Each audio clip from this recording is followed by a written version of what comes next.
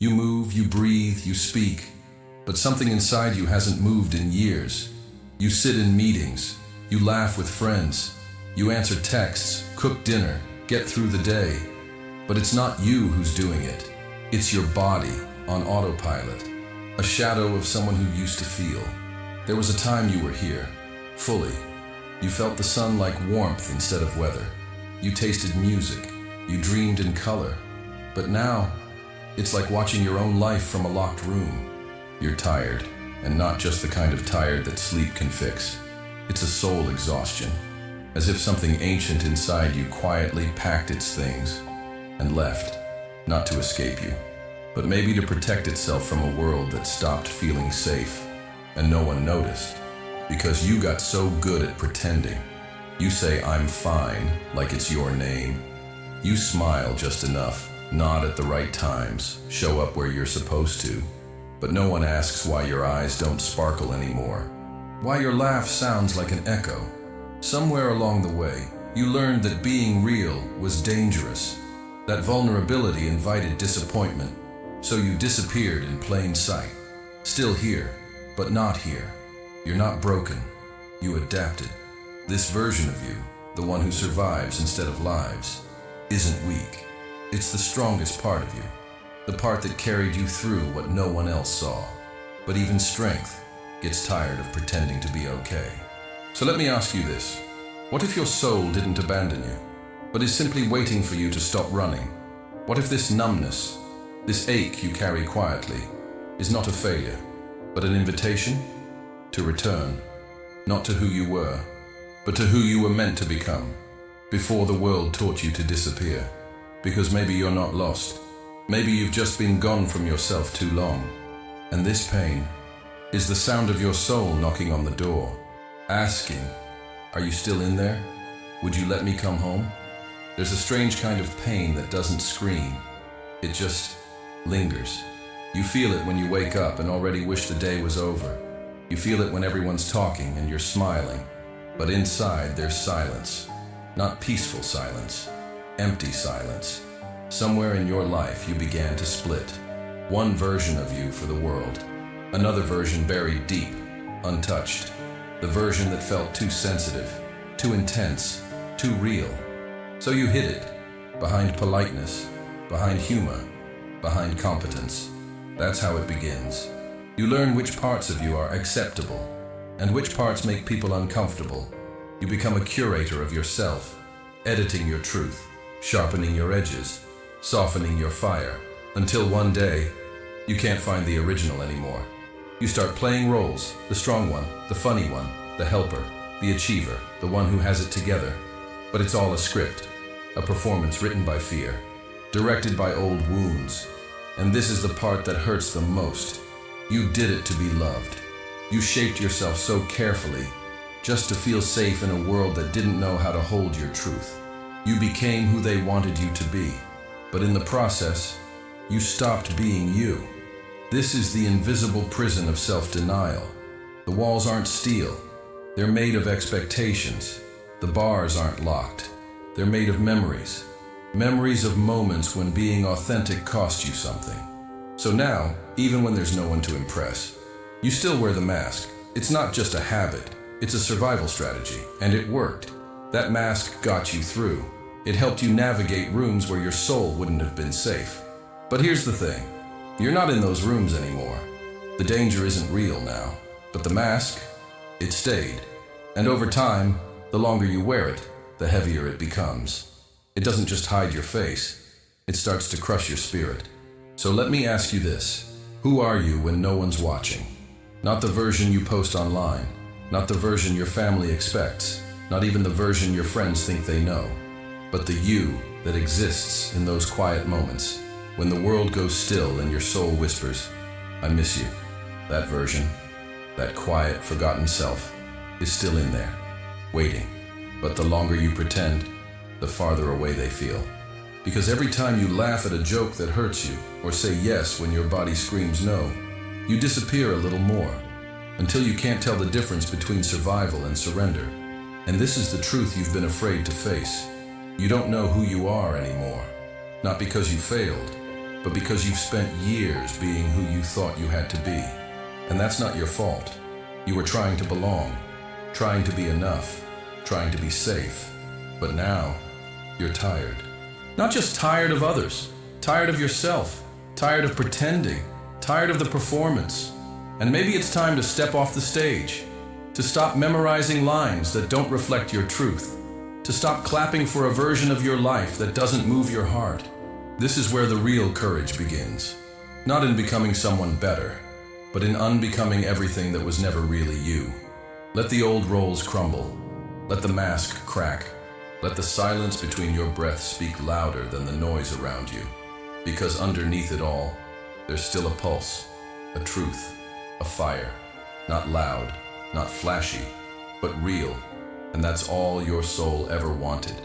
To be felt, to be seen, to be home. You don't have to be perfect. You don't have to be impressive. You just have to be real. So ask yourself, gently, what part of me have I been hiding for so long? I forgot it was mine. And maybe, just maybe, it's time to let that part breathe again. Drop a comment like you're writing to the part of you that disappeared. What have you been pretending is fine, but deep down, it's not. Speak from the silence. No filters, no masks. This is your moment to be felt. We're listening, maybe for the first time, someone truly is. There are wounds that never bled, but shaped your entire life.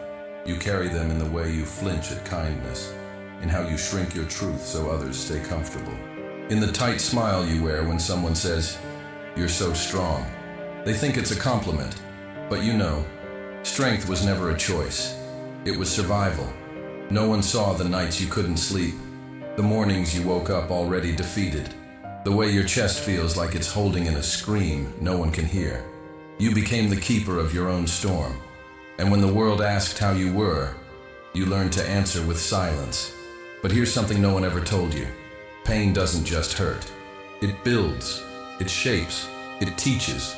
In Buddhism, suffering isn't a punishment. It's a doorway, an invitation to meet yourself in the places you've spent your whole life avoiding. You think your numbness is weakness, but numbness is a scar, proof that something once hurt so deeply, your soul had to turn off the lights just to survive it. The truth is, you were never broken. You were protecting something sacred. Maybe it was that moment someone left, and you decided not to trust again. Maybe it was when your truth was too loud for their comfort, so you dimmed yourself. Or maybe it was when you reached out for love and got silence in return. These aren't just memories, they're thresholds. They mark the moment your body stayed, but your soul left the room, not to abandon you, but to find shelter.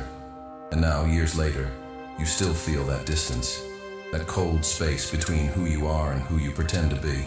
And it hurts, but maybe the pain is not a problem. Maybe it's a message. Every ache, every lonely night, every time you looked in the mirror and didn't recognize who was staring back, all of it is your soul whispering, "I'm still here." Not loud, not demanding, just present. You've done the hard part. You've survived. But now, can you listen? Not with your mind, with your heart, with the part of you that's tired of performing. Because healing isn't a checklist. It's not pretty. It doesn't come with applause. Healing is messy. It's crying when nothing is wrong. It's feeling waves of sadness that don't ask permission. It's remembering things you tried to forget, not to suffer again, but to finally let them breathe. And sometimes, healing looks like falling apart, letting go of the illusion that you're okay, letting the cracks show, letting the soul, your real self, start to rise from the rubble. This is the paradox of pain. It breaks you open, so light can find a way in. And maybe that's where you are now, on the edge. Not of collapse, but of truth. It's okay to feel everything. The numbness, the grief, the longing. It's okay to be angry at what happened, to mourn who you had to become just to be enough. Because in that mourning, there's movement, a slow, trembling return to yourself. One breath at a time, one tear at a time, one truth at a time. Your soul never left. It just went quiet, waiting for the day you'd be ready to hear its voice again. And maybe today, is that day. So sit with your pain, not to be consumed by it, but to understand it. Ask your sadness what it's trying to say. Ask your silence what it's been protecting. Ask your younger self what she needed and never got. Then, just listen. Because in the listening, you begin to return, not to a perfect version of yourself, but to a real one. And maybe, just maybe, that's enough. There's a quiet kind of freedom that doesn't feel like a victory. It feels like an exhale. Like setting something heavy down after carrying it for far too long. That's what detachment really is. Not coldness, not indifference, but softness toward yourself. A moment when you stop clinging to the version of you that was built from pain. We were taught to grip life tightly, to hold on to relationships even when they hurt, to chase approval like air, to prove our worth in every room we enter. But there comes a moment, not loud, not dramatic, when you realize it's all too heavy. The masks, the pretending, the fear of disappointing others. You start to wonder what it would feel like to just be, unfiltered, unapologetic, unperformed. And that's when you begin to let go. Not out of bitterness, but out of truth. Letting go of the need to be understood by everyone. Letting go of the pressure to always be okay.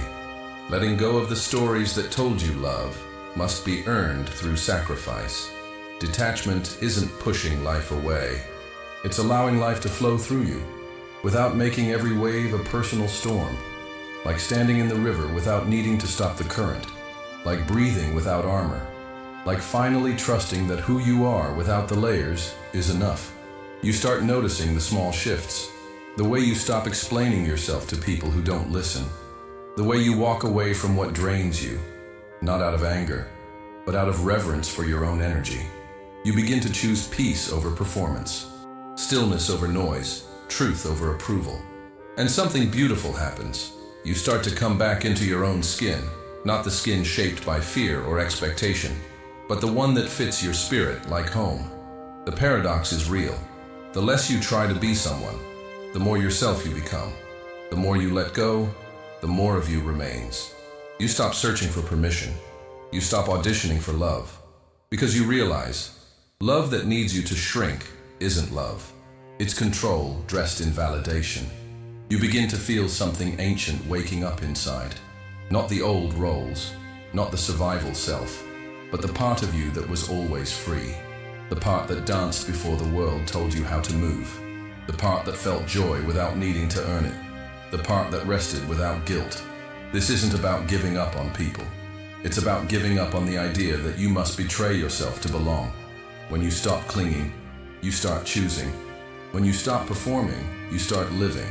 And when you stop begging for a seat at the table, you realize you were never meant to eat crumbs. You were meant to feast on truth, on presence, on the quiet dignity of being whole. So now, when someone asks how you're doing, you don't reach for the mask.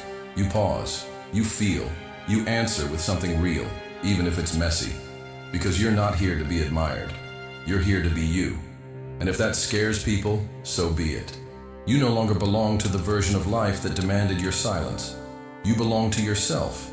So loosen the grip. Let the old roles fade. Let the fear melt like ice in your palms. And step into the life that's been waiting for you. Not perfect, not polished, but real. Because the truth is, you never had to become anyone else. You just had to remember who you were before the world told you to forget.